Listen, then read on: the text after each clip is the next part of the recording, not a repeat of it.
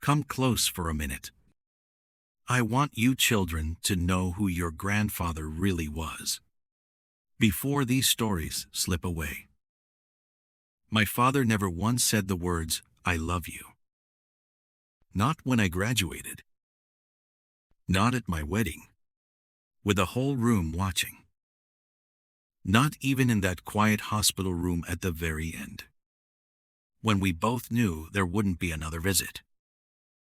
43 years, and I never heard those 3 words from him. But every single morning, at 5 o'clock sharp, before the sun, before the coffee shops opened, before any of us even stirred, he did one small thing. The same thing. For 43 years, without missing a day. And I didn't understand what it truly meant until the afternoon we buried him. If your father was a quiet man, the kind who fixed things instead of saying things, please, stay with me. Because what I found in a stack of dusty shoeboxes rewrote everything I believed about him.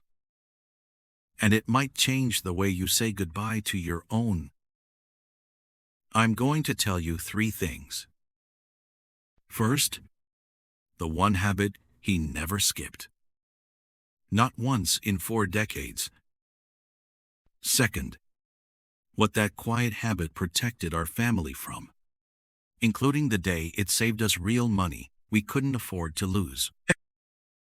And third, what I found after the funeral, in his own handwriting, that I'll carry until my last day, and that I'm handing to you now. Give me these few minutes.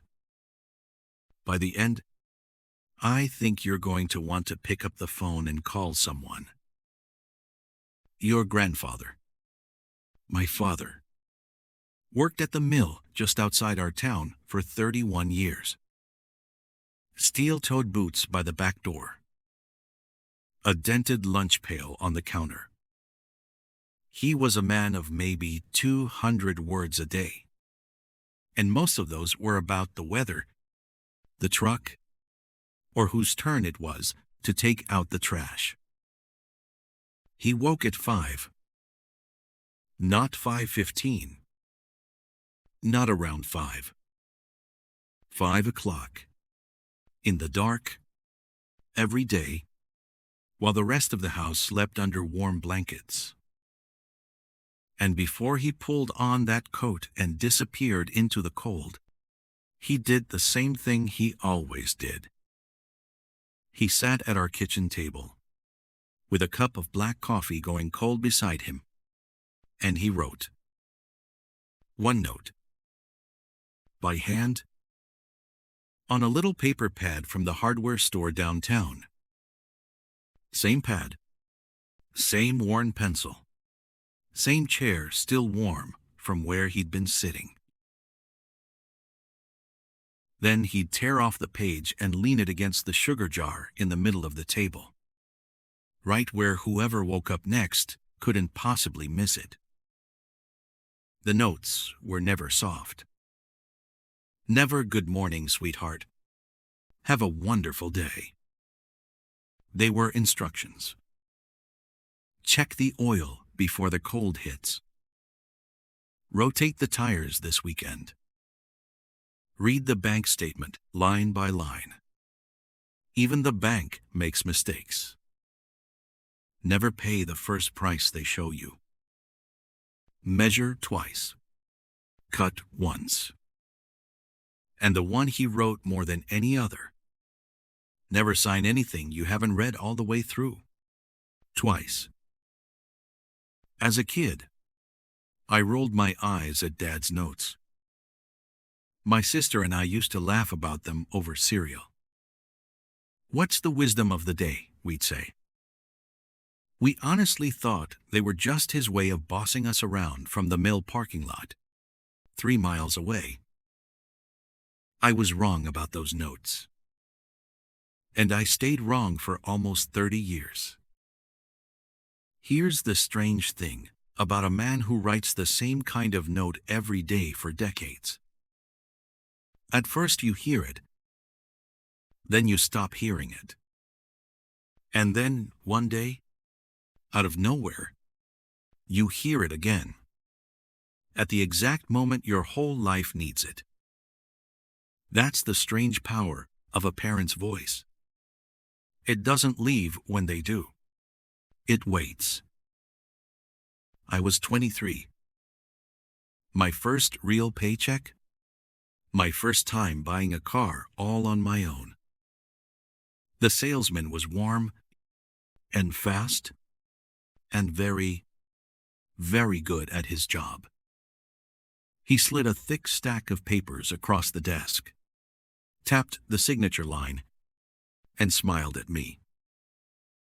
And somewhere in the back of my mind, in my father's flat, tired voice, I heard it. Never sign anything you haven't read all the way through. Twice. So I did. I read it, slowly, line by line, while the salesman sighed and checked his watch. And buried deep in that stack was an add-on I'd never asked for. An extended package, over $2,000, financed at interest, quietly folded into my monthly payment where I'd never feel it. I crossed it out. I saved about $2,100 that afternoon. Money a 23-year-old absolutely did not have to throw away. And I only caught it because a quiet man had written the same sentence on a scrap of paper more mornings than I could ever count. That's the part school never taught me. No teacher ever sat me down and said, "The fine print is where they get you. The rush is the trap. A pen is a promise. So read before you make it." Nobody in a classroom ever explained how an overdraft fee quietly grows, or how to compare the real cost of two different loans, or why you always ask for an itemized bill before you pay a single dollar of it. My father taught me all of that. Not in a lecture. One morning at a time. One 5 o'clock at a time. And it wasn't only the car. There was the note that said, "If you're ever in a wreck, first, make sure everyone's breathing. Then take photos. Then stick to the facts, not the blame." I was in a small collision at 26. Shaking, heart pounding. And that note walked me through it, step by step, calm as his voice. There was another one taped right by the phone. In a real emergency, call 911 first. Pride can wait, a life can't. It was the oil changes that made his old truck last 20 years. The roof he checked every single fall, so it never once failed us in winter. The little bit of money he set aside every payday. Never dramatic, never a jackpot. That quietly paid our house off years ahead of schedule. It was the same steady hand at the bank. He paid himself first. Sidestepped the little fees most people never notice. And never once carried a balance he couldn't clear. Nothing flashy. Just early and on time. For decades. Small things. Done daily. Done on time. That is the entire secret. And it's so quiet, so unglamorous, that almost nobody has the patience to actually do it. Your grandfather, my father, passed on a Tuesday. Quietly, the way he did absolutely everything. A few weeks later, I was cleaning out the far corner of the garage, the one spot he never let any of us touch. Behind the paint cans and the old coffee cans full of sorted screws, I found them. Shoeboxes. A whole stack of them, taped shut and labeled by year in his blocky, careful handwriting. I pulled the lid off the first one, and I had to sit down, right there on the cold concrete floor. Notes. Thousands of them. Every note he'd ever written. He had made a second copy. Every single morning. And he'd kept them. 43 years of them. More than 15,000 small slips of paper. Check the oil. Read it twice. Call your mother on Sundays. An entire lifetime. One quiet line at a time. Grocery reminders. Warnings about smooth-talking salesmen. A note to call his mother on Sundays. An entire handbook for living that no school would ever hand you. And taped to the inside of that first lid was a longer note. The longest thing I've ever seen my father write. It said, "If you're reading these, I ran out of mornings. I was never any good with the words out loud. So I said it the only way I knew how. One morning at a time. Every note was me telling you. Every note was me telling you. For 43 years, I believed I'd never once heard him say, 'I love you.' The truth is, I'd heard it more than 15,000 times. I just never knew the language he was saying it in.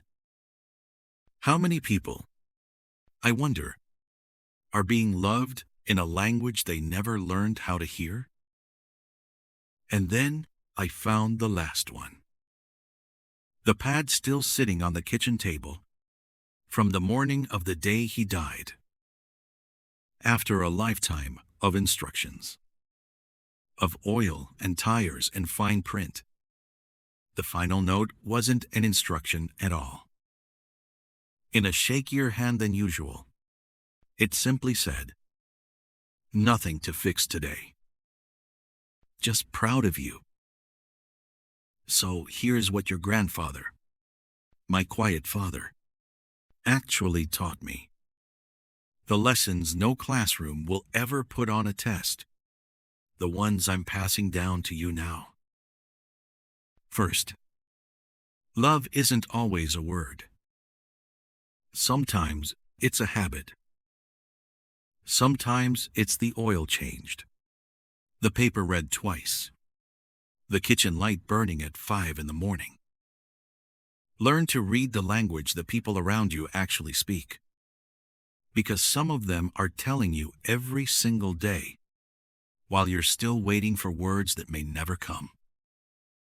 The people who love you are often the worst at announcing it, and the very best at proving it.